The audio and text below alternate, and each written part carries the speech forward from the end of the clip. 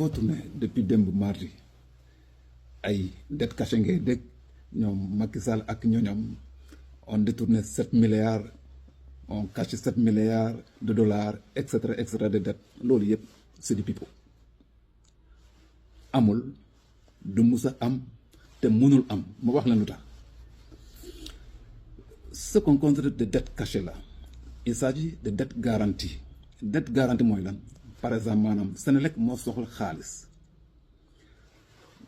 comme structure état la état moo koy garantir pour que mu mën a endetté wu donc dette boobu du dette état central l'autre dette c'est les dettes rétrocédées dette rétrocédée mooy lan c'est-à-dire état ji boppam gouvernement dina endetté wu donc dem jël benn prêt une fois que le prêt est disponible xaalis boobu dina ko jël jox ko benn structure publique par exemple comme la Sénélec comme par exemple Sosepa comme par exemple beneen agence donc xaalis boobu du état moo koy fay structure publique boobu moo koy fay l'autre dette qu'on considère c'est les dettes bancaires mooy lan mooy opération de trésorerie par exemple gis nañu ren Diomaye bu mu ñëwee au pouvoir dafa décider d'organiser élection législative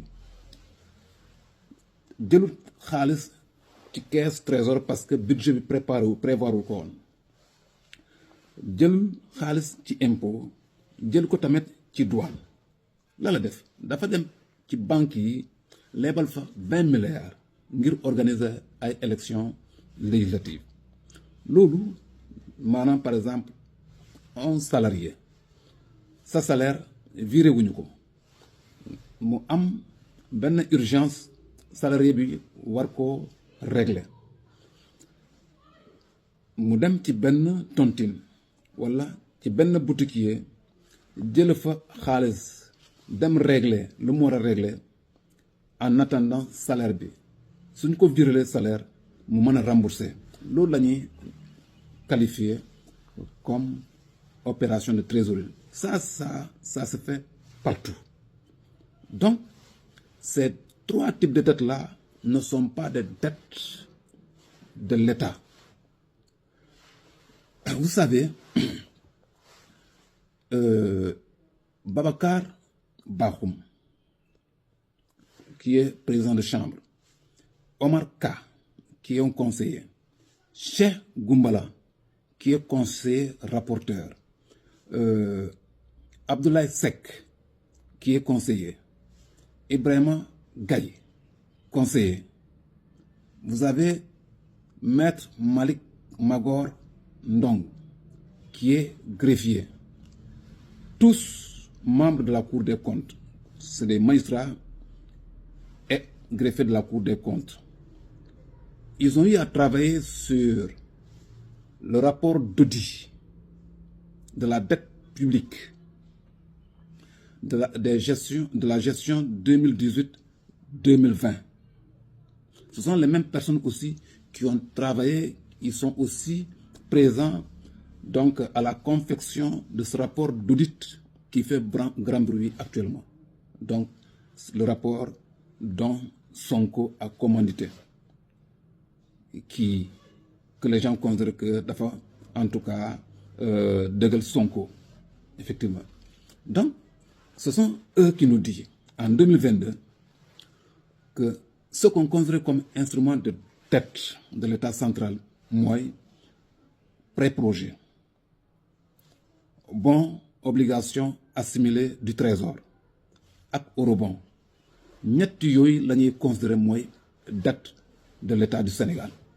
À part loolu, tout ce qui est là comme dette ay dette de garantie, dette rétrocédée, dette bancaire, ce ne sont pas des dettes de l'État. Maintenant, ce sont les mêmes personnes qui, dans leur rapport de 2025, qui, dans le cadre de la dette du Sénégal, mettent les dettes de garantie, rétrocédées, dettes bancaires. La dette a été gonflée. Là, je me pose la question de savoir à quoi jouent ces magistrats-là. Qu'est-ce qui a changé entre 2022 et 2024 pour que ce qui n'était pas considéré comme dette de l'État soit considéré en 2024 comme dette de l'État? En tout cas, Sénégalais jugés. Ce sont les mêmes personnes qui ont eu à travailler le rapport de 2022, en 2022. Et ils sont présents en ce qui concerne le rapport donc commandé par Ousmane Sonko, où Ousmane Sonko qualifie l'administration du SADR, le régime passé, donc de falsificateur de chiffres, d'une administration qui a caché des chiffres. Posez-vous cette question-là, à quoi jouent ces magistrats de la Cour des comptes? L'autre élément qui montre l'impossibilité de cacher une dette. Vous savez, la dette du Sénégal, d'abord vous avez la présidence du Fonds monétaire, vous avez la présidence du ministère des Finances et du Budget. Le ministère des Finances signe, c'est-à-dire les engagements de dette vis-à-vis du Sénégal et le Fonds monétaire international et la Banque mondiale. Là, c'est le ministère des Finances et du Budget. En ce qui concerne les dettes vis-à-vis des autres partenaires, comme Banque africaine de développement, comme la France, les États-Unis, etc., etc. Là, c'est le ministère de l'économie donc, qui signe ces engagements-là, ces coopérations-là. Donc, voilà. Et vous avez la Commission nationale de la dette publique qui travaille sur la stratégie, qui rédige la stratégie d'endettement de notre pays. Et moi, lorsque j'étais à l'Assemblée en 2000, donc de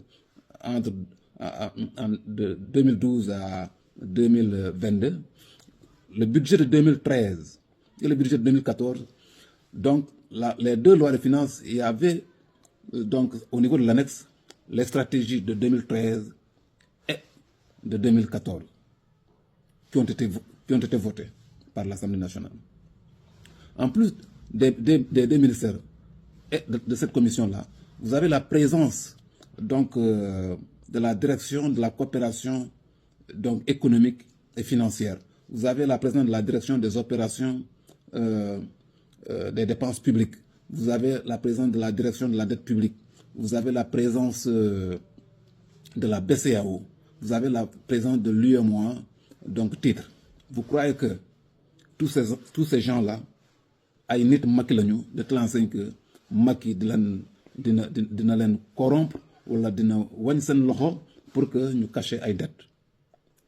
Kan moo ñeme c'est-à-dire dette FMI nga nëbb ko wala Banque mondiale qui est capable de cacher la dette de la France ou bien de la Banque islamique de développement ou bien de la Banque africaine de développement. Loolu mënul nekk.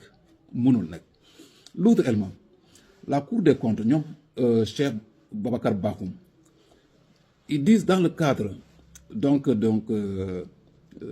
du contrôle interne de la dette, du contrôle interne au niveau du ministère des Finances, qu'il y a une absence du système intégré d'information en ce qui concerne la dette et les recettes. C'est eux qui l'ont dit. Donc, que le gouvernement prenne toutes les dispositions pour remédier à ça.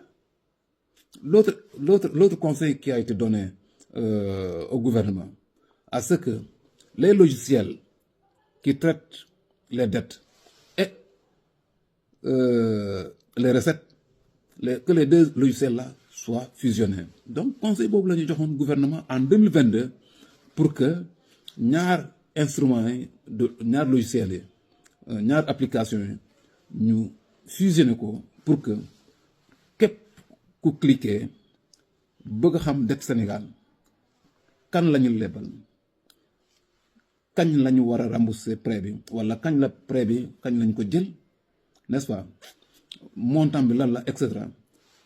Information yooyu bépp citoyen ku ko soxla soo cliquer rek nga mën a am information yooyu.